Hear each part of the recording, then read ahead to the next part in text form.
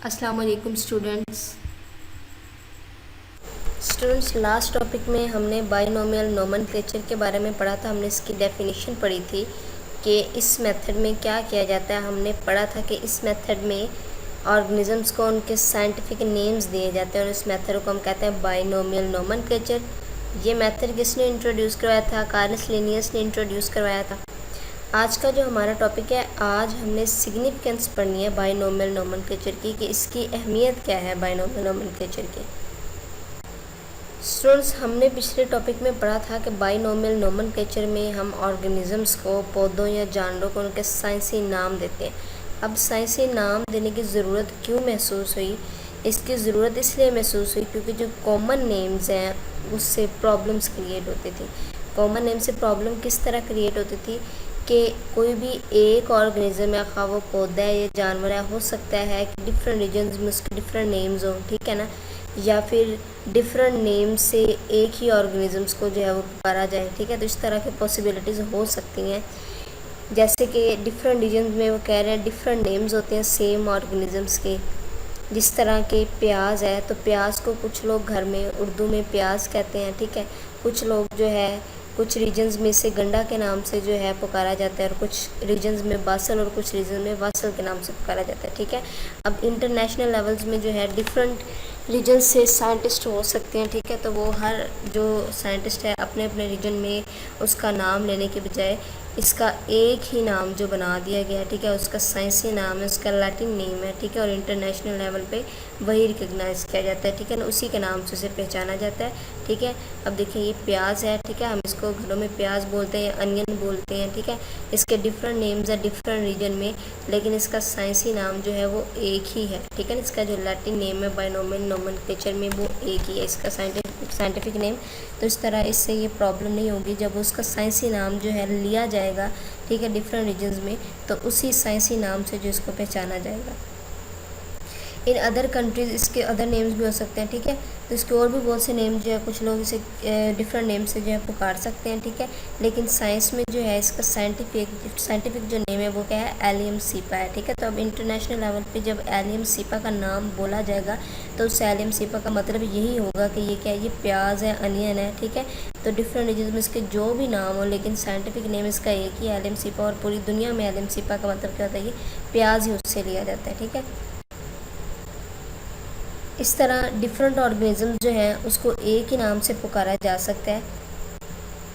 जैसे कि ये कौवा है, ठीक है, हम इसको घरों में क्या कहते हैं? क्रो कहते हैं, कौवा कहते हैं, या ब्लैक बर्ड भी कुछ लोग इसे बोलते हैं।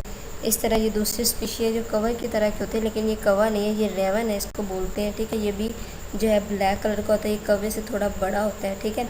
इसमें और इसकी जो बोलने की जो है तरीक़ेकार, वो जो कौवा है वो और तरह से जो है बोलता है, और ये जो रेवन है ये और तरह से बोलता है। तो दोनों ब्लैक बर्ड के नाम से जाने जाते हैं, ठीक है। कौवे को भी हम ब्लैक बर्ड कह सकते हैं और रेवन को भी हम क्या कह सकते हैं? ब्लैक बर्ड कह सकते हैं, ठीक है। तो ये दोनों डिफरेंट ऑर्गेनिज्म है, लेकिन नाम इनका एक जो है लिया जाता है ब्लैक बर्ड, ठीक है। तो इस तरह से कन्फ्यूजन जो है कॉम्प्लेक्शंस पैदा हो सकती हैं, ठीक है, कि एक ही चीज़ के डिफरेंट नेम्स हो, ठीक है ना, या डिफरेंट ऑर्गेनिजम्स का एक ही नेम हो, ठीक है।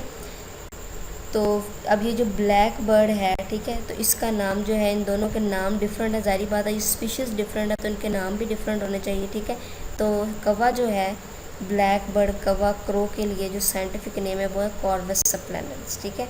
हाउस क्रो जो है हम क्या कहते हैं? कॉर्वस स्प्लेंडेंस, इसका जो है ये साइंटिफिक नेम है। इसका जो पहला वर्ड है कॉर्वस, वो इसका जीनस का नेम, और स्प्लेंडेंस क्या है? इसकी स्पीशी का नेम है, ठीक है। इस तरह जो है ये दोनों डिफरेंट ऑर्गेनिज्म हैं तो इनके साइंटिफिक नेम्स भी क्या हैं? डिफरेंट। इस तरह स्टूडेंट्स, कुछ फ़िशेस की स्पीशीज़ ऐसी हैं जिनको साथ फ़िश का नाम लगाया जाता है, लेकिन कि वो फ़िश की डेफिनेशन में पूरा नहीं उतरती, ठीक है ना। जैसे कि उनमें जो है वो वर्टिब्राई नहीं होती, ठीक है, ना उनमें फिन्स होते हैं, ना गिल्स होते हैं। गिल्स जिसकी मदद से मछलियाँ जो है सांस लेती हैं, फिन्स जिसकी मदद से मछलियाँ तैरती हैं, ठीक है। तो वो फ़िश की डेफिनेशन पे पूरा नहीं उतरते, फिर भी उनके नाम के साथ फ़िश लिखा गया। जैसे ये सिल्वर फ़िश है, ठीक है, तो ये भी फ़िश की डेफिनेशन पे पूरा नहीं उतरती। इस तरह जो है ये क्रे फ़िश है, ये भी फ़िश की डेफिनेशन पे पूरा नहीं उतरती। इसके अलावा ये जेली फ़िश है, इसके नाम के साथ फ़िश लिखा गया, लेकिन ये फ़िश की डेफिनेशन पे पूरा नहीं उतरती। इसी तरह जो है ये स्टार फ़िश है, तो स्टार फ़िश को हम सी स्टार भी कहते हैं। इसको स्टार फिश का नाम क्यों दिया गया है, क्योंकि इसकी जो स्ट्रक्चर है वो क्या स्टार लाइक है, ठीक है ना, जिस तरह स्टार होता है, ठीक है। तो ये देखें इसके जो ये आर्म्स हैं, ठीक है ना, तो इसके मुचाबत स्टार की तरह, तो हम इसे स्टार फिश कहते हैं, ठीक है।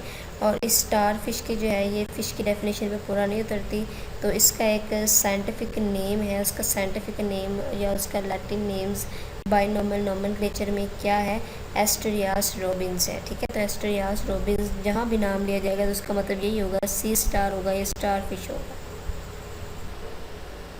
इसके जो नेम्स हैं बाइनोमियल नोमेनक्लेचर में, ठीक है, ये ऑल ओवर जो है पूरी दुनिया में इस्तेमाल किए जाते हैं, ठीक है। और ये सिस्टम जो है वाइड स्प्रेड है, ठीक है। वाइड स्प्रेड क्यों है, क्योंकि इसके जो नेम्स है वो स्टेबल है, ठीक है ना। जो डिफरेंट नेम्स जो है उसकी कन्फ्यूजन से बचा जा सकता है इनके नेम्स जो लैटिन नेम्स को इस्तेमाल करके।